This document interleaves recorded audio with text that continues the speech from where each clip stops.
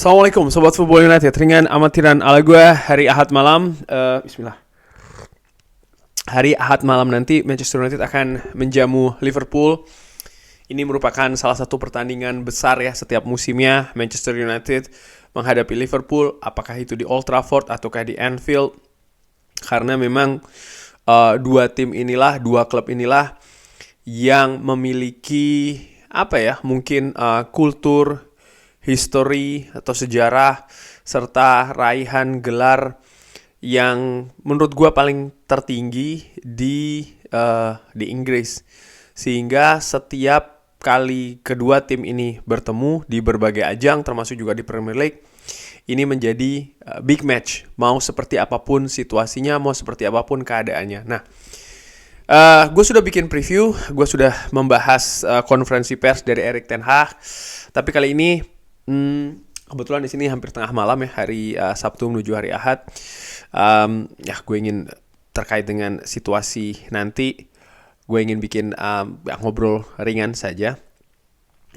Seperti apa kira-kira gue melihat secara ringan amatiran tentu saja pertandingan hari Ahad malam nanti. Secara gue di sini berusaha untuk realistis, tapi bukan pesimis ya.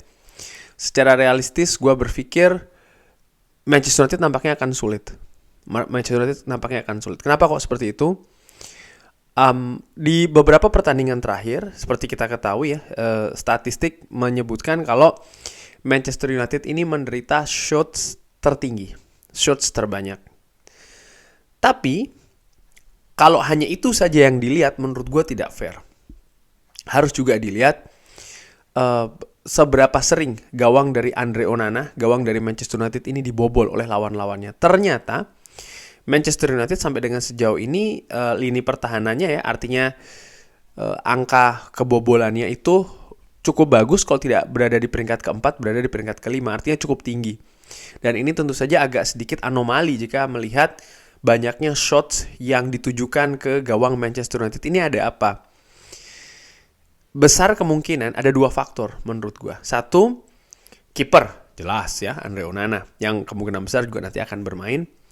By the way, Andre Onana mendapatkan gelar pemain bulan Februari kalau tidak bulan Maret, gue lupa. Pokoknya pemain yang baru-baru ini ya, dari klub. Ini merupakan raihan luar biasa sebagai penjaga gawang yang baru berada di Manchester United. Fantastis menurut gue.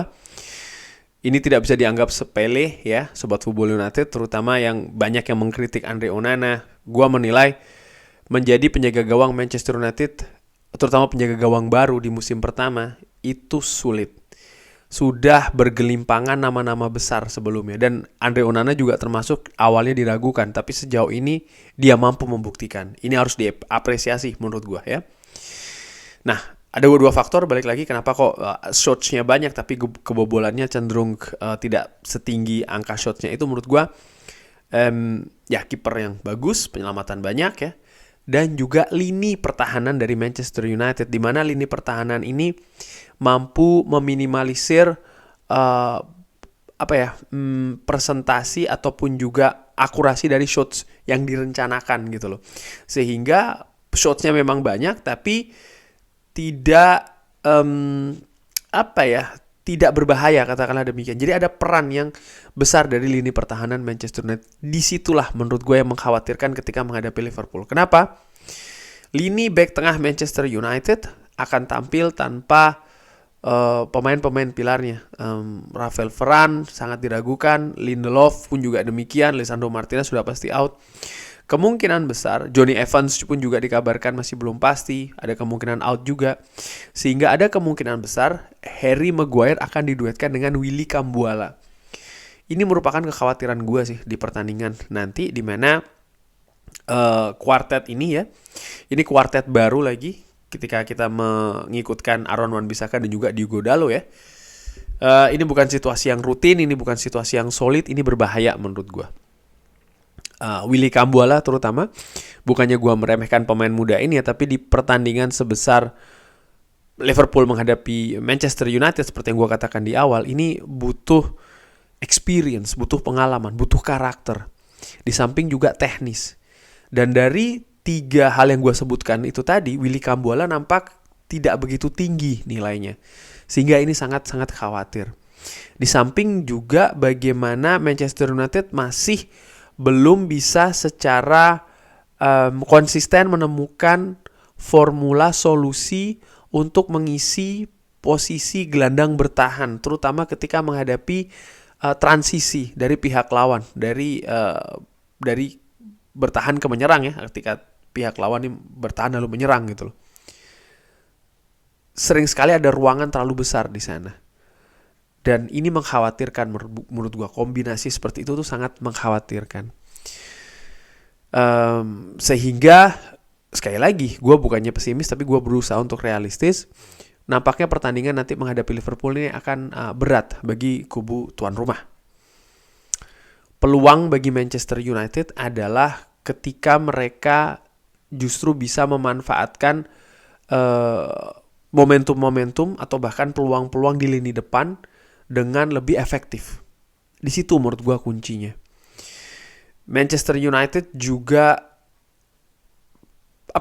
gue juga menantikan ya, akankah mereka tampil seperti gaya ketika mereka tampil di Anfield atau ketika mereka tampil menyingkirkan Liverpool di FA.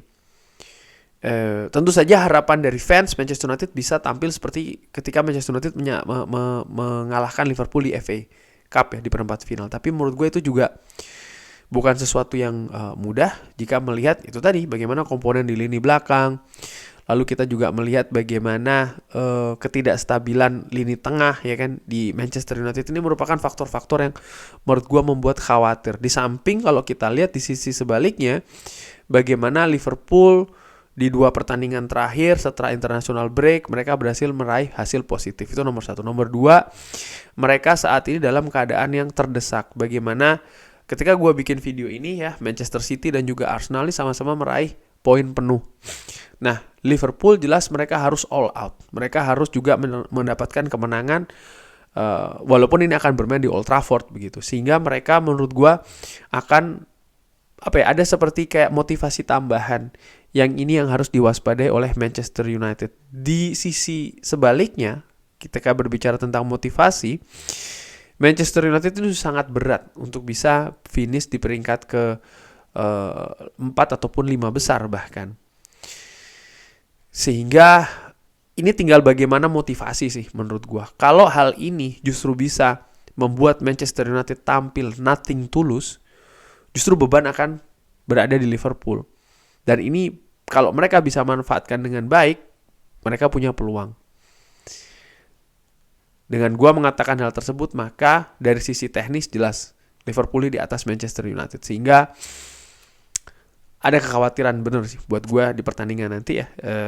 Walaupun di musim yang lalu Erik ten Hag mampu mengatasi Liverpool juga kan di Old Trafford di Premier League. Tapi menurut gue akan sangat berat sih untuk mengulangi apa yang Manchester United dapatkan ketika di FA Cup di perempat final itu. Gue sudah bikin video tentang perkiraan formasi ya. Yang mungkin harus gue lengkapi sedikit di video kali ini adalah mungkin ada beberapa pemain dari bangku cadangan yang bisa merubah situasi. Yang gue harapkan adalah sebenarnya Mason Mount. Gue melihat walaupun Mason Mount ini memiliki andil dalam kekalahan Manchester United di mana dia gagal untuk mengcover Cole Palmer ya kan di gol terakhir, tapi dari pergerakan permainan yang dilakukan oleh Mason Mount di atas lapangan ketika menghadapi Chelsea ada peningkatan. Dan jika ditarik ketika menghadapi Brentford dia bahkan sudah mencetak gol ya. Sehingga gue berharap Mason Mount ini bisa menjadi senjata andalan Erik ten Hag dari bangku cadangan. Gue perkirakan dia akan tampil dari bangku cadangan. Sekali lagi gue bisa salah di sini. Pemain lain mungkin yang bisa mungkin Amad Diallo ya, ketika mungkin nanti dia siap untuk diturunkan bisa jadi dia akan berpengaruh di sana. Pemain lain yang gue harapkan ketika diturunkan mudah-mudahan diturunkan dan dia bisa bermain bagus adalah seorang Sofyan Amrabat sih jujur. Gue menilai Manchester United butuh sosok Spartan di atas lapangan. Tapi tentu saja tim kepelatihan yang lebih tahu ya kondisi pemain masing-masing itu seperti apa, terutama fisik ya kan. Ini seperti apa.